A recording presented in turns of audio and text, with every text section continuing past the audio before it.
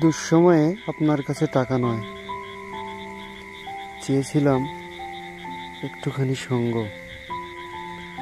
আর হ্যাঁ, এই দুর্দিনে যারা সঙ্গ দিতে নারাজ, আরে হ্যাঁ, এই দুর্দিনে যারা সঙ্গ দিতে নারাজ, সুসময়ে বাড়ির চৌকাঠ মারানোর দুঃসাহস করিয়েন না। সম্পর্কের পরিধিটা স্বল্প হোক, ক্ষতি নেই, তবুও সত্যিকারের মানুষগুলো পাশে থাকুক। জানেনই তো,